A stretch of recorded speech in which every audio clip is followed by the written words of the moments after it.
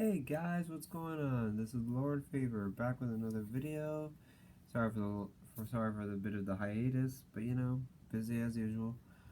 But today I'm gonna be I'm not gonna be doing a cover, but I have my gloves on, which I always wear these during covers, but I decided to make this as my trimmer look to whatever I'm wearing sometimes. And today's story I'm gonna be telling a creepypasta. And today I'm going to be telling the creepypasta of the origin of Jane the Killer. I don't think I've ever done this story on my channel before, but if I haven't, let me know in the comments below. And if you want more stories like this to be told, I will tell them for you and keep you guys entertained the best that I can. So, and also before I continue the story, I like to say Happy Autism Awareness Month. So yeah, be sure to light it up blue and be sure to keep lighting it blue and have a happy month. To the people who are autistic and to the people who are not autistic, show people like them support since I'm autistic, as I established many times in the video, which is also another reason why my fever mask is blue, because not only blue is my favorite color, it's also the color of autism. So, yeah, I mean, oh, you also see the light right there, that's also blue. And so yeah, like I said, enjoy the story and yeah, just enjoy the story. So Jane the Killer, written by Lady Mary Evangeline. Listen, the only reason why I'm going out of my way to tell you any of this is because the story Jane the Killer is really starting to piss me off. My real name is Jane Arkansas, aka Jane the Killer. This is how I met Jeff, and the reason why I look the way they do, and why I want to kill him. When I heard a new family moved across the street, I wasn't at all surprised. That it was a nice neighborhood. The house was relatively cheap considering where I was. I guess I was about 13 or 14 when everything went to hell. I never really talked to Jeff, and to be frank, I never talked to him until that night. It's too soon to be talking about that. My first impression with Jeff is that he was a good kid, probably got nice grades, really got into fights, and maybe even a cool guy if he opened up to someone. His brother Lou seemed like he put his family first, by the way he sat with his brother on the sidewalk. Of course, I was guessing at the time. I didn't really put much thought into my analysis, because I was running late, which was unusual for me at the time. Because I was going to school, and I was hardly late for anything, especially school. I wasn't surprised when I saw Jeff and his stooges go up to Jeff and Lou on that stupid skateboard of his. Randy was nothing but a bully, always picked on anyone who was smaller than him. He was even the reason why my parents drove me to school instead of letting me take the bus like everyone else. Everyone had their lunch money or some cash to give to Randy and his goons because of some toll that he demanded from everyone. We all knew that his group had knives and tried to use them on us if we ever told anyone about the money they took from the other kids in the block. Everyone except the new kids that they were trying to intimidate like the rest of us. When I saw Randy talking to them through the window, I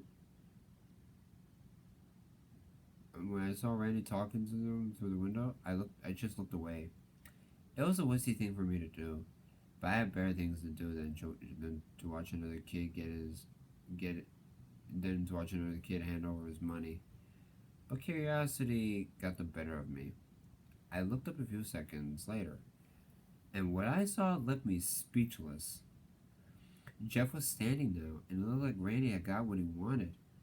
Just sit down, I thought. Don't be stupid. Then I saw Jeff punch Randy in the face, breaking his wrist. Oh my god, I whispered, then I yelled, "You idiot!" My parents ran downstairs and asked what happened. Then they looked outside and saw what was going on. Jeff had cut the skinny guy. I think his name was Keith. And he went down screaming. Troy went down with a single punch. Since my house was across from the street, and where Jeff and his brother were, with the front of the house having big windows, we saw the whole thing. Or at least I did. My parents came in after the part where Randy stole their wallet. So, they didn't know the whole truth. It was disturbing watching Jeff fight. He was enjoying himself too much. I felt a knot in my stomach, like something shouldn't be happening.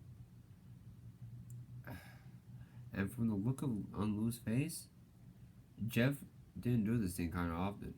Next thing I know, I hear sirens, and the new kids bolted out of there. The cops came around with the bus driver to check on the victims. It seems they were going to be all right, considering the amount of crap kicked out of them. Since my parents' policy was no cops, ever since my dad got framed by a narc cop when he wanted to draw attention off of himself when the police were investigating the case of the missing coke. God. It ended with my dad quitting the force. So when we heard sirens, we went into the backyard, got into the car, and left.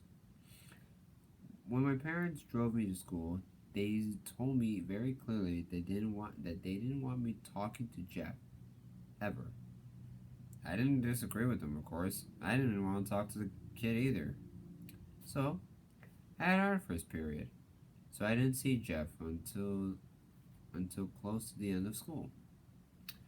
I can still see the colors of my artwork if I think hard enough. But when I try to look at anything now, it all seems gray. I guess that's the price someone pays for losing their innocence. I didn't see Jeff until the final period of the day. But when I did, he seemed off. At first, I thought he was just faking the joy so people wouldn't suspect him for the crime that he did. But he was really enjoying himself. It wasn't because he was excited to be at school. I could tell that much from him. The smile he wore looked sadistic. It was a smile of a madman. The second that bell rang, I bolted out of those doors as fast as I could, and nobody but me knew what Jeff really was. A freak. The next day seemed to be passing without incident at first. Then I saw the police in front of Jeff's house. Looks like they finally got you, I thought. Nobody could have gone away with someone like that, with the whole neighborhood watch and everything. But I was wrong with who they arrested. Instead of coming out with Jeff like I expected, they came out with his brother Lou. I was barely forming the thought of Jeff framing his brother for the assault when he came out yelling, Lou, tell him I did it, please. I was able to hear him this time because the front door was open to my house. I couldn't hear what Lou said in reply to Jeff's outburst, but it was definitely not what Jeff wanted to hear. A few seconds later, the police drove off with Lou, and Jeff was left outside with his mother. A few minutes later, she went inside the house and left Jeff outside. Although I couldn't hear him from across the street, I could tell he was crying as he got on his knees. But who wouldn't be at that situation? Next day, rumors were spreading like wildfire about Lou. It took so long for the rumors to get started because everyone was afraid to talk about Randy getting his ass handed to him. And when it was revealed that he wouldn't be coming back to school for a few days, everyone decided to take advantage of the fact and enjoy it as much as possible. And then a lot of random bullshit started popping up. I heard Lou cut off Keith's arm. Oh, yeah? Well, I heard that Lou hit Troy so hard in the stomach that he routhed up blood. That's nothing. I heard that they punched Randy so hard in the nose that it came out in the back of his head. Etc. Etc. Etc. Personally, I didn't want to have anything to do with Jeff or his brother. But he looked just so alone and upset. I had to do something. So I wrote a note telling him I wrote a note telling him that he had a friend in this place. And I was going to testify at Lou's trial what really happened. So I left a note at his desk signed with the letter J before class started and left the room. When I came back, Jeff was at his desk and the note was gone. Saturday rolled around and I was at home while my parents were at work. The kids next door was having a birthday party, and at the time I left my window open because I wanted a nice breeze in my room while I did my homework. But the kids were so loud that I decided to close the window. I was about to close it when I saw some kids playing with Jeff. Jeff was wearing running around wearing one of those fake cowboy hats and carrying a toy gun. He looked so ridiculous, I had to laugh. Maybe he isn't the monster I think he is, I thought, ashamed of myself for suspecting that he could have been one. I was just closing my window when I saw Randy, Keith, and Troy jump over the fence on their skateboards to where Jeff was. Ah, crap, not again, I said to the open window. I saw Randy and Jeff exchange small talk, but I couldn't hear what they were saying over the sound of kids screaming and yelling in fear. Then Randy rushed at Jeff and tackled him. I was about to grab the phone to dial 911 when I heard Troy and Keith shout, "No one interrupt or guts will fly." I looked out the window again and saw that they both had matching guns. I couldn't have called for help, endangering the lives of others. I could have called 911 anyway, but the battery on my phone was dead. Jeff was on his side, getting kicked by Randy in the face. When he grabbed his foot and twisted it, Randy fell over, and Jeff tried to walk back into the house when Troy grabbed him by the collar and threw him towards the house. I heard glass breaking, and I knew that they were going to kill him. "Randy, you asshat!" I screamed at him, but he didn't hear me over the sound of kids screaming. I couldn't wait anymore. I had to run to my parents' bedroom and search my dad's cell phone, hoping he forgot it at home. My heart was pounding in my chest, knowing the longer it took for me to get help, the higher chances of someone getting killed. I finally found the phone underneath the bed. I wasted no time punching in the numbers. 911? 911, hello? "I need help. There's an emergency going. I need help. There's an emergency going on next door. Some guys were jumped the fence and they're beating up someone. They got guns. Please, you need to hurry." "Okay, miss. You need to tell me the address and I'll send help right away." Oh, it was a woman. I quickly told her my address and the house next door. "Please hurry," I said. "It's okay, just stay on the..."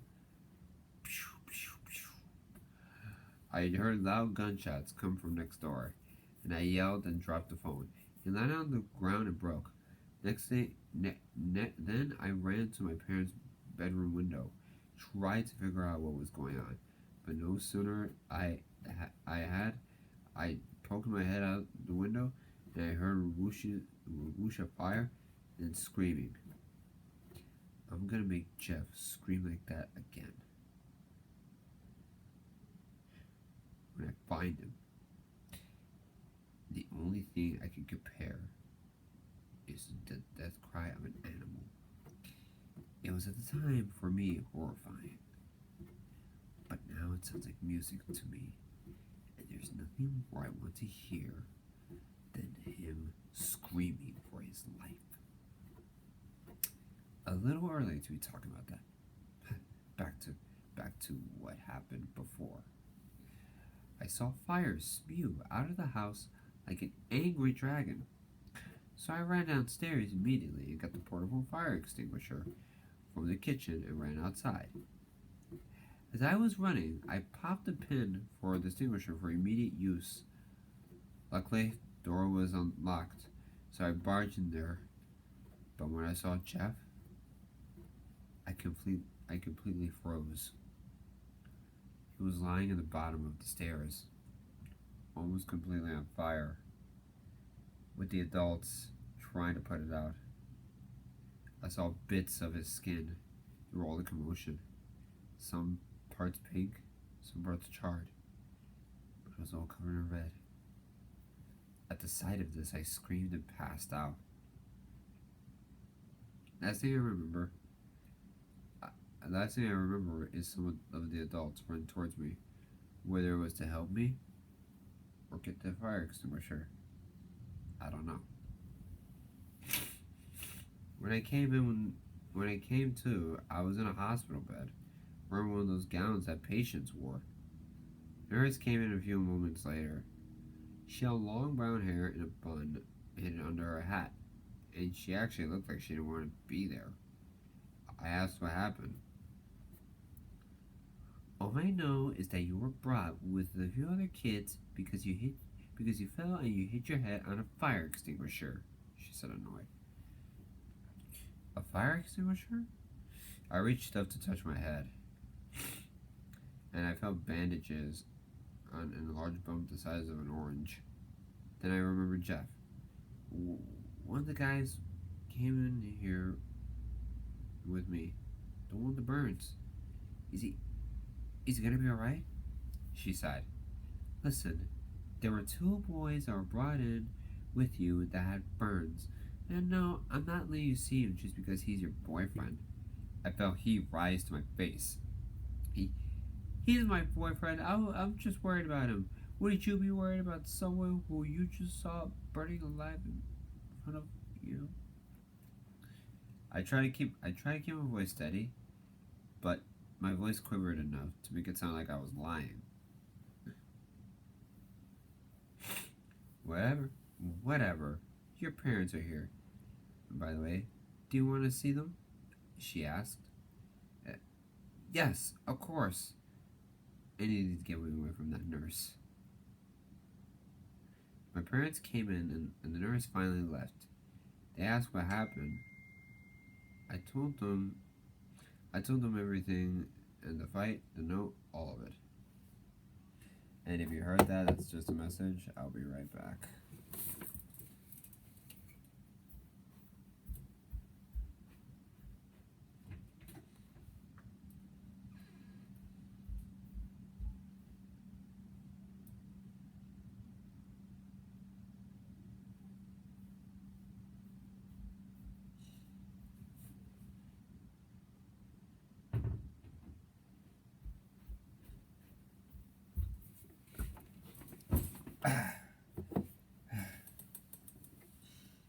I apologize for that. Anyways, where was I? Oh yeah. They asked what happened, and I told them everything. The fight, the note, all of it. Then I knew that Randy was no good, my mom said. So have you heard anything about Jeff's condition? I asked. No, not a thing, said my dad. We just got here as soon as we heard what happened to you, sweetie. But who told you? I asked.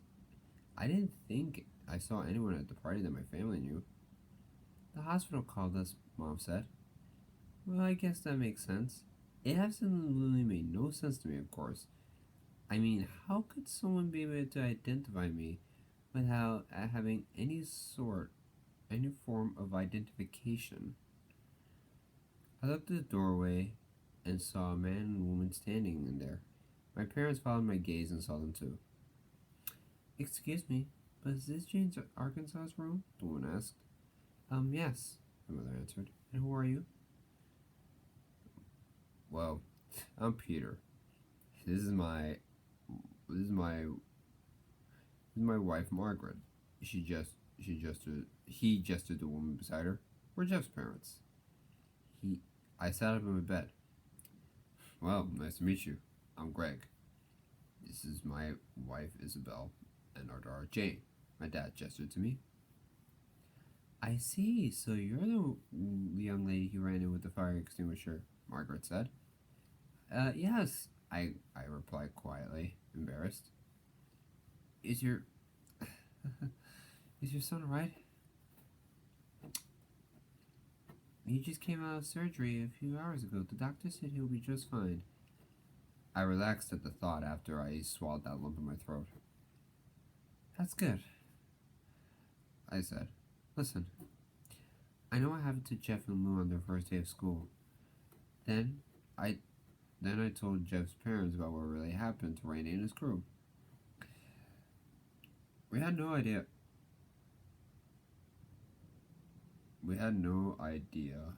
that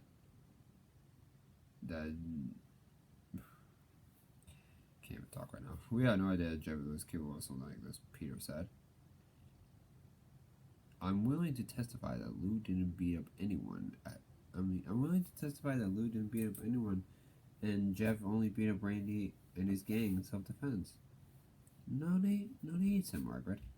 Lou's being released from jail after what happened to those boys. That's good, I said. We came just to say thank you for trying to help our son, Jane. It warms my heart to see selfless people in your generation. I blushed. I did anything I could. I did anything anyone would have done in my situation. And then I looked down. I'm not a hero. Nonsense, Margaret said. The least we could do is invite you over to our place for dinner when Jim gets out of the hospital. I looked at my mom and dad, and they agreed. It would be an honor, my mother said. Then it's settled. We'll call you as soon as Jeff gets out of the hospital.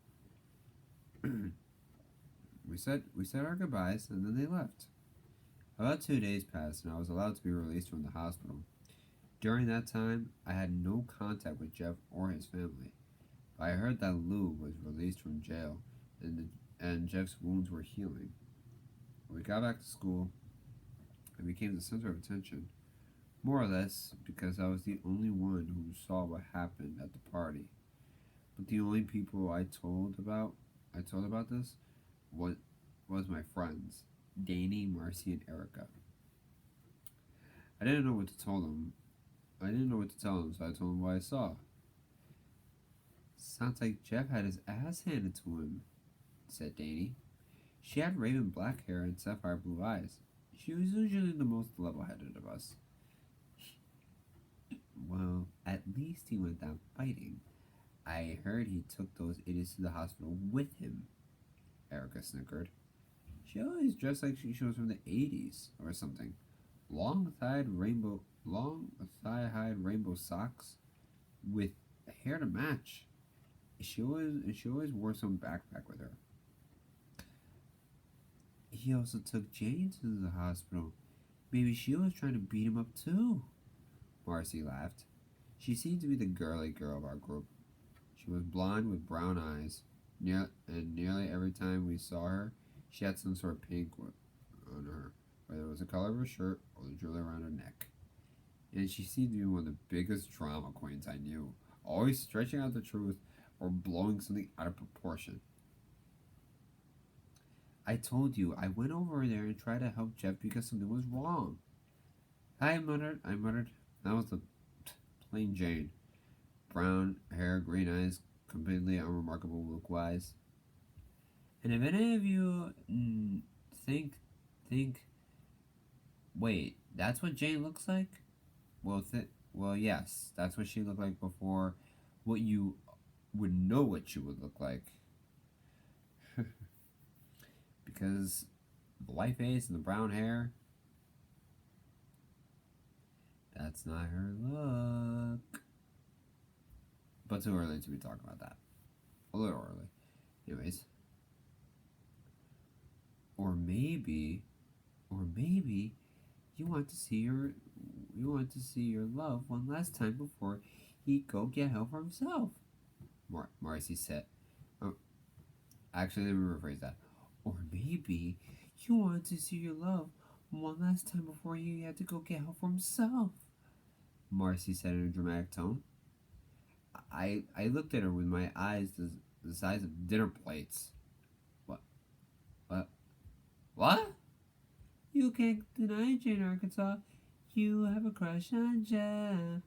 Every blood cell in my body decided to migrate to my face when she said that. What?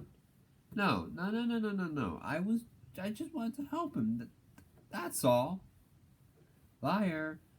I saw you leave the note on his desk. What was it? A confession of your love for him? No, it was nothing like that. I was just. So you admit that you left a note then? But what do you mean? I, I was guessing. She gave me a cynical little smile and just waited for my response. The other girl started to laugh at me. Jane, it was only a joke. I was just kidding. Marcy smiled. I mean, look at you. Your face is redder than a tomato, for goodness sake. Erica cackled.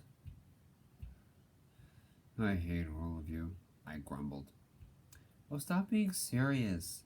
Danny put a hand on my shoulder. Come on, let's get to class. The weeks went by and everything seemed to be normal.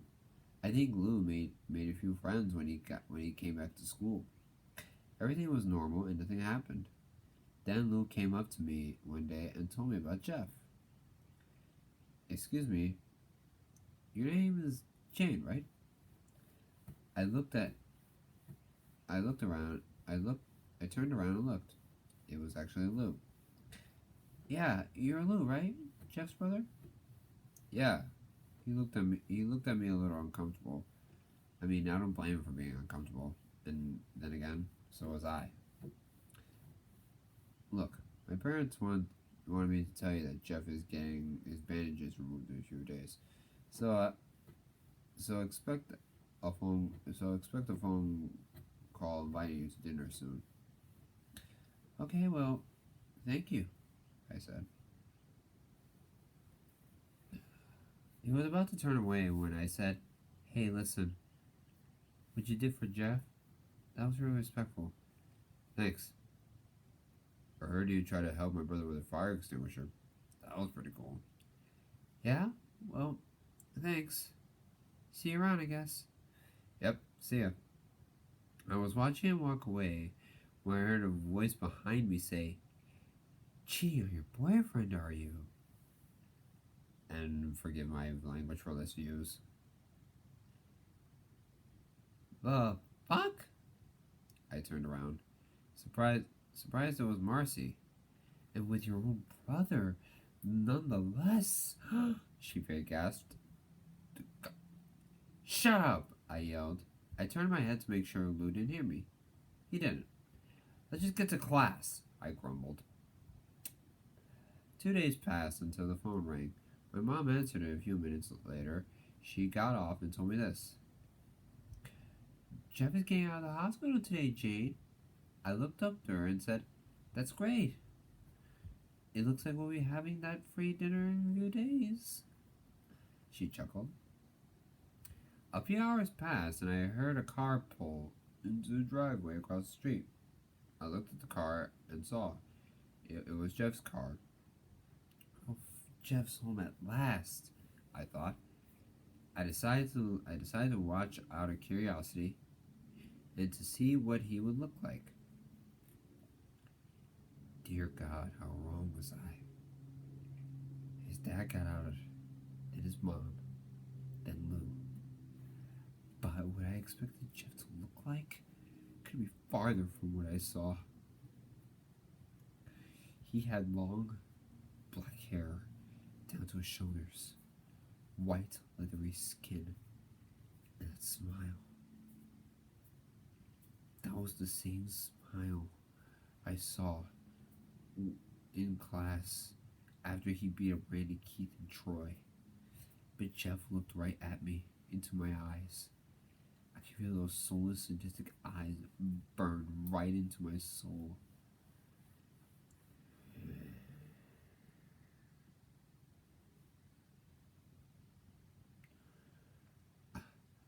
I still shake from the memory, even now as I'm typing this. He seemed to be looking at me for hours with that smile until he looked away. I saw him walk into the house with his parents, and I didn't even breathe until the door finally closed behind him. My parents came down to the living room and asked me what happened. My only reply was a long, loud scream. Then I fainted. When I finally woke up, it was dark outside, and my parents were in their bedroom. The house was deathly quiet, and I got up and went downstairs. I was wearing a long nightgown. That I wasn't wearing before I fainted. So I went downstairs to the kitchen. The lights were on, which was actually kind of a rarity, because my parents always told me to turn off the lights every in the room when I left it. There was a note on the table. I picked it up. Scrawled on the paper was this: "Are you coming to dinner? Your friends are here too."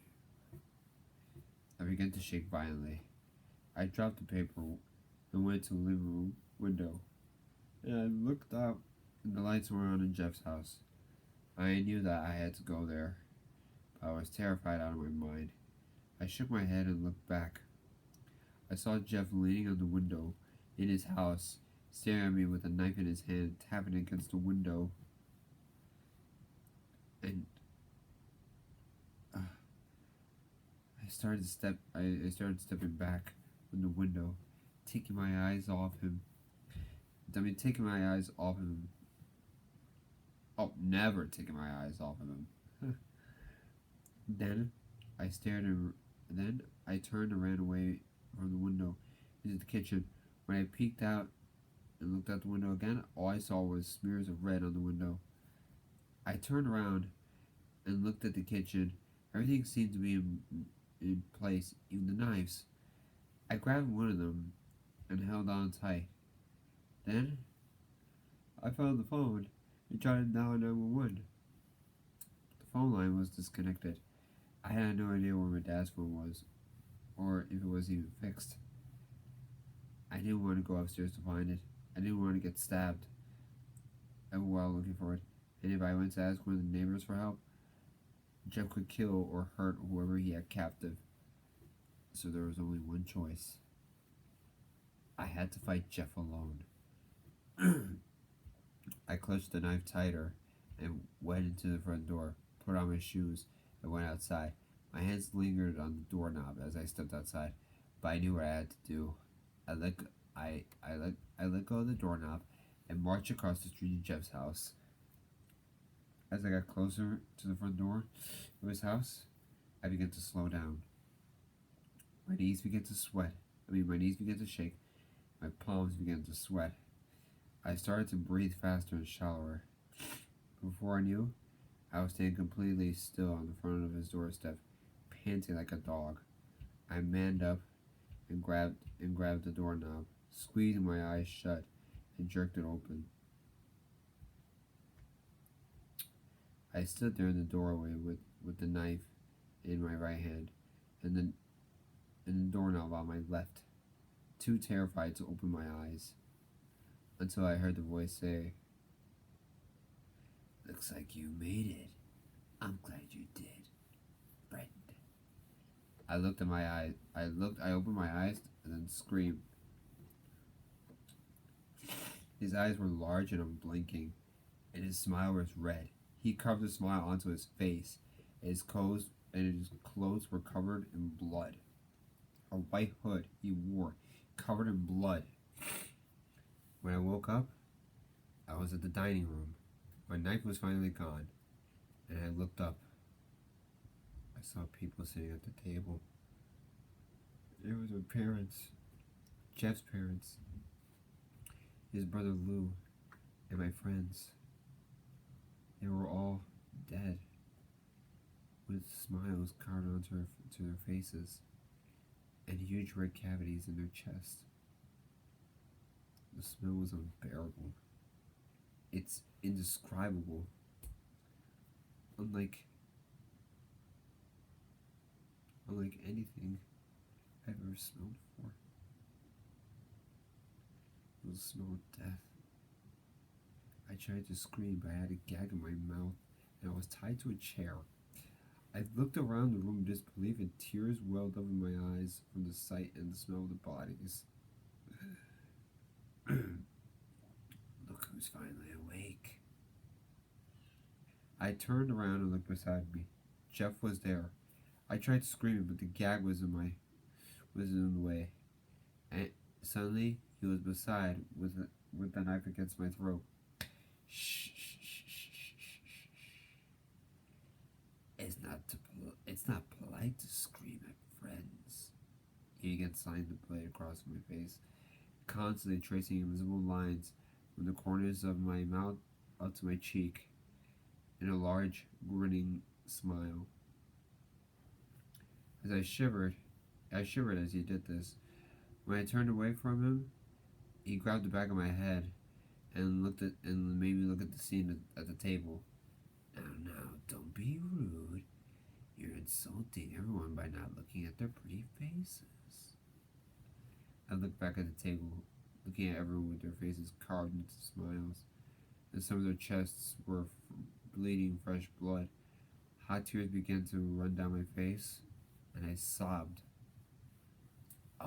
What's wrong, Jeff Bird? Are you sad that you don't look beautiful like them? I looked at him, trying to understand what he said, but I looked away, and when I saw his face again, he looked back at the table. Now don't worry, Janie. I'll make you look beautiful. What do you say? He then slid the knife under the gag and cut it off. I spit out the gag and looked at him, straining the eyes, trying to hold his gaze as he tilted his head to the side as he looked back at me. Then I shut my eyes and looked away from him, and I muttered quietly, "Go fuck yourself!" I turned to look at him again. "You joker reject!" He laughed in my face and preferred to smile as he just decided to smile as he just laughed at me like his life depended on it. And there was a recut of another story which got involved in this, but let me scroll down so I can find the actual story.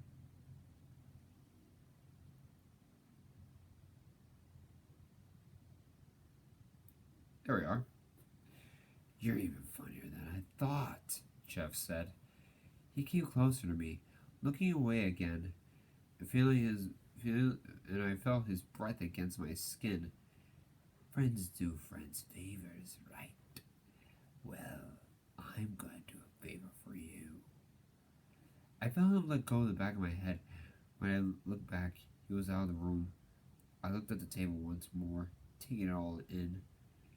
Fresh tears started to come down my face as I remembered my family friends who were alive only a few hours ago. I was still crying when Jeff came back. "Don't cry," he said. "It'll all be over soon." I looked down at him and saw he was holding a jug of bleach and a can of gas. My eyes widened, and I looked back at him.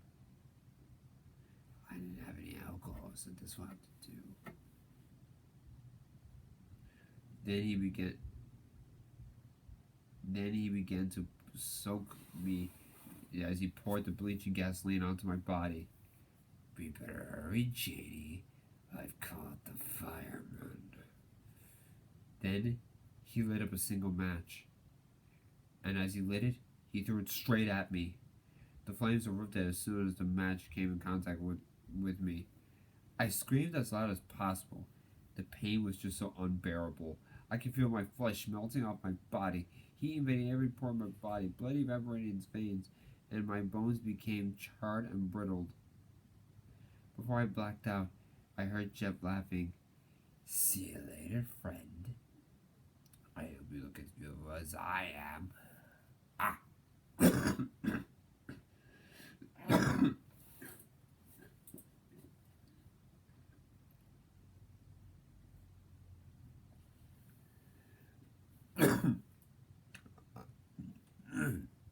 I deeply apologize.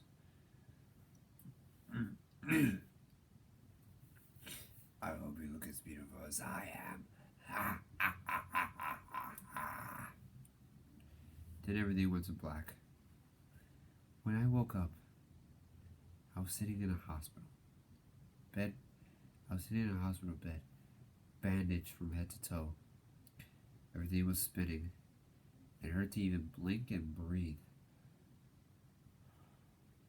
I looked around and saw an empty room. I groaned loudly because my mouth was bandaged. Everything on my body hurt. A nurse came in a few minutes later. Jane, can you hear me? I looked towards her. The room started spinning even more. Jane, I'm your nurse, Jackie. I don't know how to say this, but your family died in a fire. I'm so sorry. Tears started falling down my face once again as I sobbed. No, no, no, no, honey, don't cry, please. You won't breathe if you do. You won't be able to breathe if you do. I just couldn't stop. I couldn't. I lost my parents. And I lost some new friends that I made. And my current friends. I just couldn't stop crying. Jane, I'm gonna give you something to help you calm down, alright? I felt something run into my bloodstream. Then I fell asleep again. When I woke up, I could move more. And my body wasn't as bandaged as it was when I first woke up. I looked around and saw that the room had flowers in it. Some were fresh and some were dying. I tried to get up, but the nurse came in and put me back down. Easy there, Jane. You've been asleep for a while. Just try to take it easy, alright? I tried to speak, but my voice came out rough and sandpapery. How long was I asleep? Almost about 2 weeks. You were put into a medically induced coma in order for your body to heal. I'm the same nurse you saw the first time you woke up. You know, Jackie. Give me a mirror, I said. Jane, I don't think that's Get me a mirror now. Oh, okay. I felt the handle of a mirror get slipped into my hand. When I looked into the mirror, I dropped it onto the floor. The shattering of the mirror didn't compare to the shattering of my realization. My skin was leathery and brown. I didn't have a single hair on my head. The skin around my eyes was saggy. I almost looked as bad as Jeff. Everything came flooding back from me, and I began to cry harder than ever before. The nurse was just hugging me, but it didn't help as much. At the height of my sobbing, I was surprised that nobody else came in to check up on me. By the time it was done, I could barely speak. Someone came into the doorway. Excuse me, I have a delivery for Miss Arkansas? I'll take those. Jackie stood up and went to the doorway. I didn't want the delivery guy to look at me, so I stared at the wall in front of me. Someone certainly cares about you, Jane. It looks like the same person who sent you all these flowers and got you a package, too. I looked around at her. She was holding a pink paper package tied with a brown string. I reached out and took it from her. The second I took that package from her, I knew something was wrong. Excuse me, but can I have something to eat, please? I asked as sweetly as possible. Of course, I'll get you some food right away. Jackie smiled back and left the room. I, my hands shook as I grabbed the string and pulled it. Paper lightly bounced up, and I saw something that turned my blood into ice. It was a white mask with black around its eyes and a black feminine smile. It also had black lace covering the eye holes of the mask, so even though someone couldn't see my eyes, I could see them. There was also a long black dress with a turtleneck, black gloves, a black wig with beautiful curls. Along all these things, there was a bouquet of black roses and a sharp kitchen knife. So, considering what you just heard there, the white face, the black lips, and the eyes, and the hair, that was just a mask and a wig. And as you heard of what her face really looks like, watch a concept trailer, a fake fan-made trailer of Jane, Arkansas on YouTube, and you'll see, despite the fact that it's just makeup, it looks like it could be a real movie. I wish to God it was. And I wish they made a Laughing Jack movie as well. That would be cool. Anyways,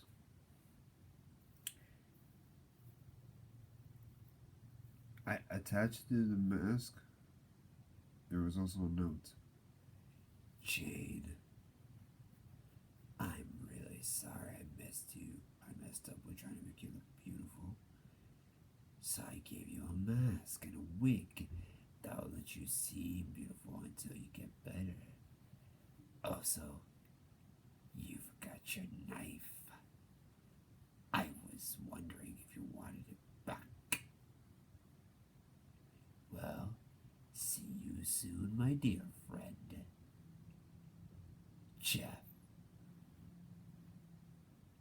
By the time Nurse Jackie came back, the person was hidden under my bed. I told her there was just some flowers. She seemed to be disgusted by them, so she threw them out. I thanked her for that. That night, everyone was either asleep or gone home. I sneaked out. The only thing I had to wear was that dress, so I put it on, and I put on the pair of shoes outside, and I found a pair of shoes outside in the hallway, forgotten by some careless nurse. I wore the wig and to look less inconspicuous. I didn't know where I was going, and I didn't care. When I finally stopped walking, I was in front of a cemetery. I went inside and found 2 tombstones. Isabel, Arkansas, and Gregory, Arkansas. I sat down in front of the tombstones and cried once more. Only to mourn and also pay respect for my beloved parents. When I finally sat up, the sun was beginning to rise, and so was a new chapter in my life. I took the mask and put it on, and picked up the knife and held it tightly as I did before. Then I turned around and looked at the rising sun on that day. I swore my revenge against Jeff the Killer and donned my new name, Jane Everlasting, also known as Jane the Killer. For I want the only thing to be more everlasting is for Jeff than his madness to be his death. And since that day, I've been trying to hunt him like the animal he is. I will find you, Jeff, and I will kill you. As for the photo that had been popping up in me saying don't go to sleep, you will wake up. That pretty much explains what I want to do with Jeff's victims. Prevent them from becoming victims in the first place. Whoever said I killed them so they don't get killed by Jeff is a gross overstatement. So this is my story. Whether you accept the fact, it's not up for me to decide. Now, if you can excuse me, the sun is going down, and the hunt is beginning once more. And that was the story of Jane the Killer. And that wraps up this video. So with that, I will see you next time. So don't forget to like, leave comments, subscribe, turn on notifications, and as I said at the beginning of this video, light it up blue. So, happy Autism Awareness Month, and goodbye. Stay cool.